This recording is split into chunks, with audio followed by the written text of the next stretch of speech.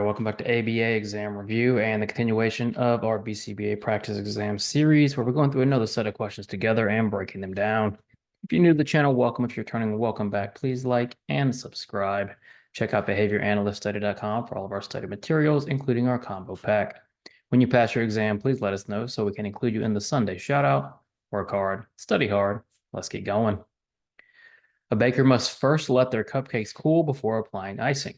Only once the icing is applied can the baker put the cupcakes in a box and make money from selling the cupcakes to hungry customers. What type of reinforcement schedule is demonstrated if making money is reinforcement? So we have a compound schedule here. A compound schedule consists of multiple simple schedules.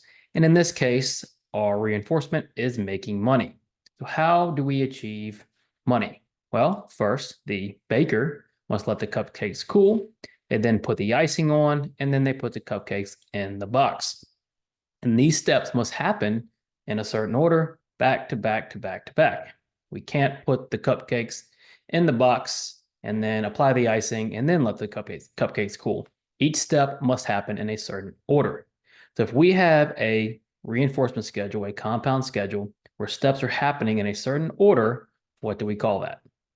A, multiple, and B, mixed. Multiple and mixed are the same type of schedule, except one has an SD signaling what is available and the other doesn't. And of course, multiple mixed schedules, we have alternating or random schedules occurring for behavior.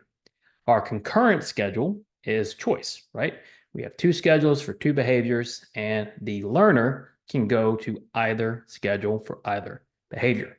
So that leaves us with D, a chained schedule. And this is exactly what a chained schedule is. We must complete each schedule in order to get reinforcement. So what type of reinforcement schedule is demonstrated? It's going to be a chained schedule. Patrick is working with a child who struggles with communicating their needs, often leading to aggression at home. He designs an intervention to help the child request items verbally, a behavior that directly impacts the child's quality of life and improves family interactions. Which dimension is being targeted in this scenario? So let's think about our dimensions. And for dimension questions, just like assumption questions, we want to be very precise.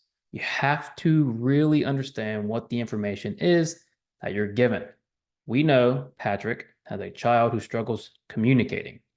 He designs an intervention that's going to help the child request items verbally, and importantly, a behavior that is impacting the child's quality of life and improving family interactions. So it looks very meaningful and very socially valid.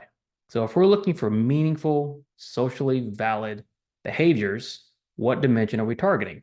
Well, A, applied. This is a very applied behavior.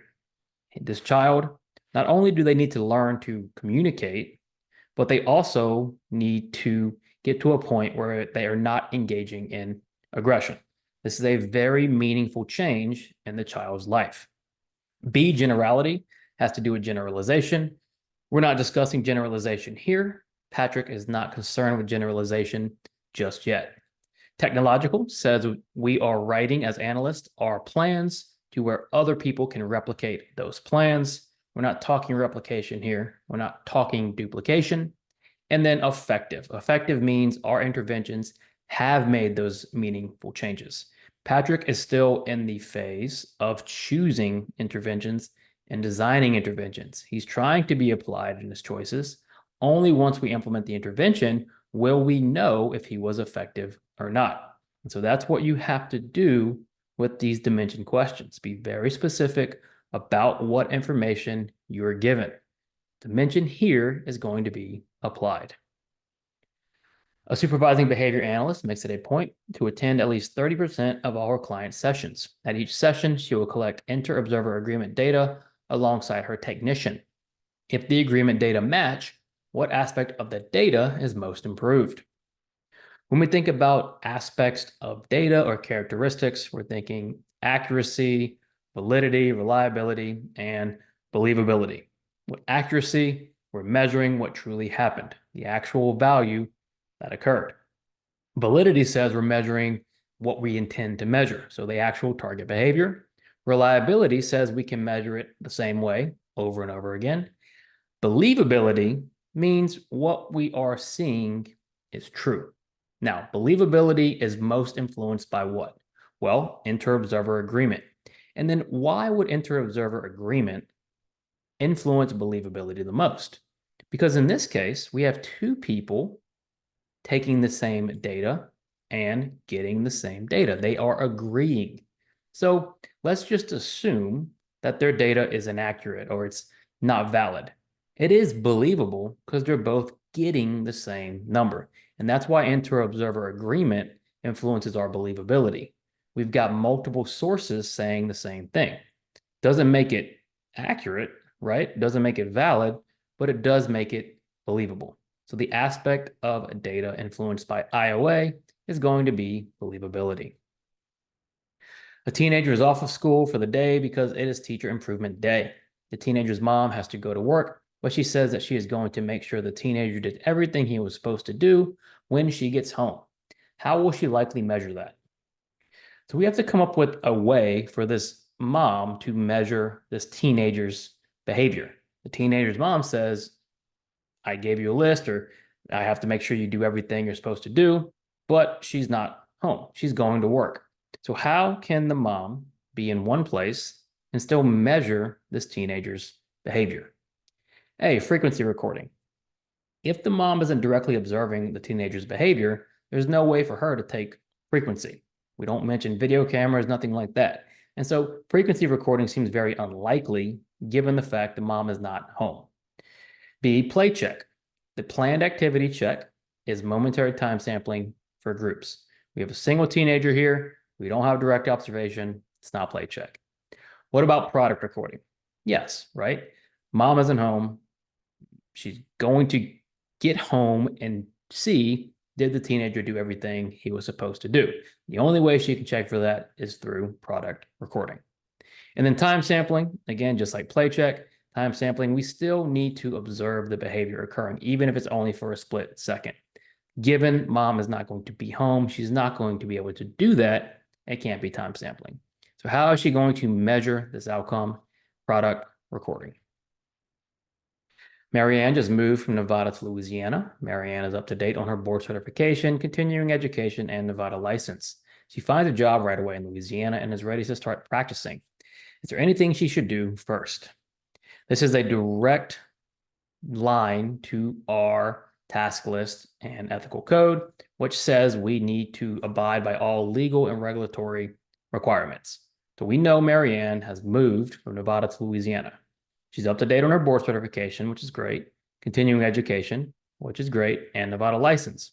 But she doesn't live in Nevada anymore. She now lives in Louisiana. So even though she has a job, what does she need to do? A, verify license requirements in Louisiana. Yes, before she can actually practice in Louisiana, she has to make sure she's covered all licensing requirements in that state. What about B, complete all continuing education first? Well, the question says Mary is up to date on her CE, so she seems okay there. C, renewal her license in Nevada. Again, the question says she has her Nevada license. Sometimes you might get questions like that where the answer choices, if you're not reading carefully, may seem appealing, but the question is giving you all the information you need to answer the question or get the right answer. And then retake the board exam. Again, she has her certification. The only thing we aren't sure of is her license in Louisiana. So before she starts, she has to verify those license requirements, and then she can begin. A surgeon is practicing his suturing skills as the resident director watches him. Each time the surgeon makes a mistake, the resident director tells him to make the same mistake 5 more times in a row. What intervention is highlighted here? Well, what's taking place? For intervention questions, you just have to think about what is occurring. What are we trying to accomplish? We have a surgeon who is practicing suturing. He's making mistakes, and so the director is making him make the same mistake 5 more times in a row. And what strategy would we require the learner to make a mistake over and over again? A, positive practice over correction. With positive practice, it's going to be the opposite. We're going to make the learner do the correct behavior over and over again. What we're looking for is B, negative practice over correction, where we're making the same mistake over and over again. So don't get those two confused. Restitutional overcorrection has to do with repairing the environment to a better state than it was before, which we're not doing here. And then mass practice. Mass practice is a self-management technique. So since this is socially mediated with the surgeon watching or the director watching over the surgeon and implementing the intervention, it's not going to be mass practice, but rather negative practice over correction.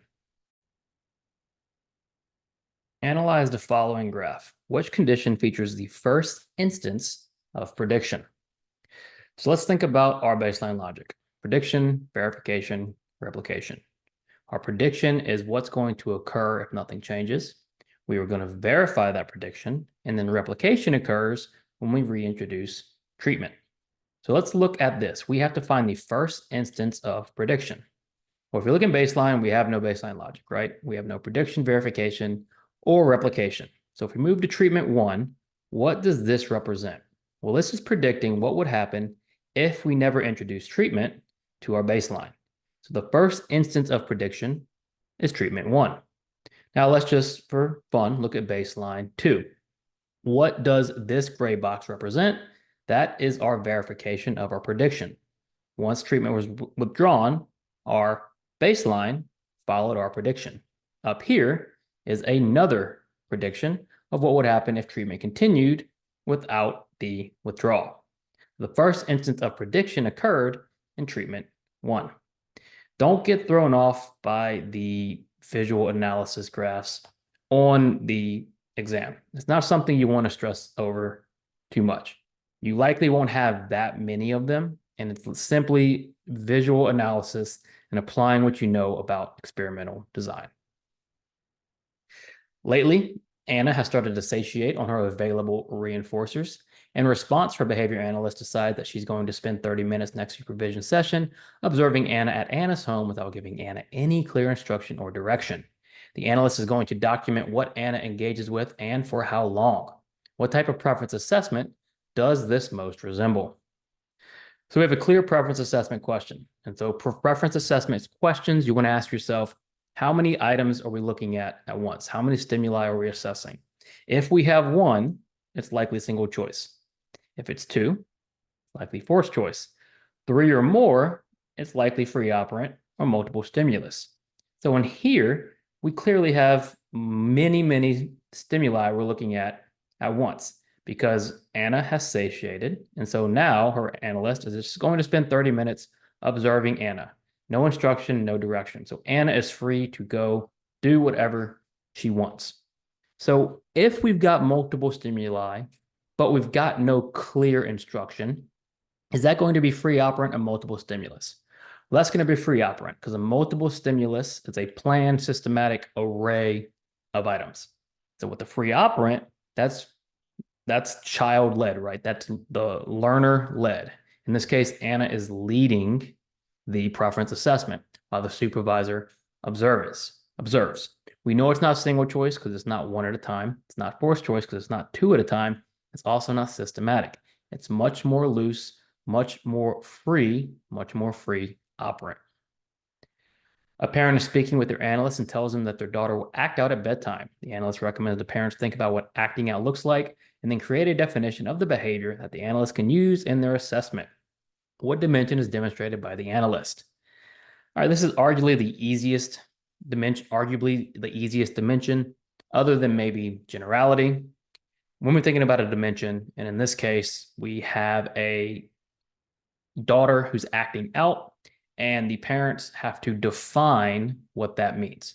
Well, when would we define the behavior? What dimension is calling for us to define the behavior? A, conceptually systematic. With conceptually systematic, we're adhering to ABA principles. Creating definitions of behavior is ABA related, but it's not ABA specific. So behavioral B is going to be the answer, right? We want observable, measurable, defined behaviors to target. So creating a definition of the behavior is very behavioral. Applied has to do with making meaningful choices, right? Choosing meaningful behaviors that we can change. Is it meaningful? Could be, could not be, but it doesn't specify. It's much more clearly we're looking at a behavioral idea here by the analyst asking for a definition of that behavior. And then effective. Again, the intervention is not introduced yet. We can't be sure if it's effective or not until it's actually introduced. So the dimension demonstrated here is going to be behavioral. Therapist is teaching a learner with developmental delays to identify common household objects. Using an errorless learning approach, the therapist immediately prompts the correct response after presenting each item. For example, when showing a spoon, the therapist says, "This is a spoon," and the child repeats, "spoon." Gradually, the therapist fades the prompts. What is the primary advantage of using errorless learning in this scenario? Why do we use errorless learning? Errorless learning is used simply to prevent errors and stop errors from becoming part of the behavior chain.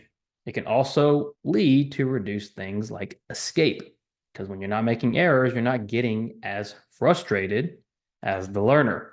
So if we have a therapist who's teaching this learner to identify household objects and using prompts and errorless learning to prevent errors, why would they be doing that?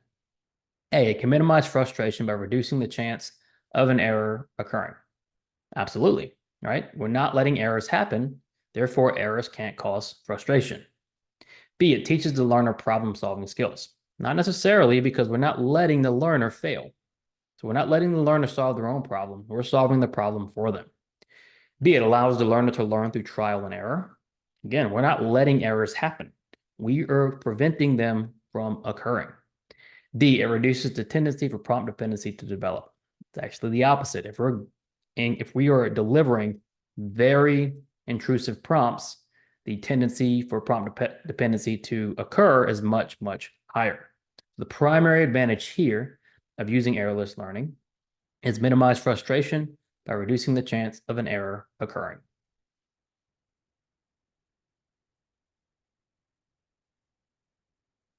Thanks so much for watching. Be sure to check out behavioranalyststudy.com for all of our study materials. When you pass, let us know so we can include you in the Sunday shoutout. Like, subscribe, and share. Work hard, study hard. See you soon.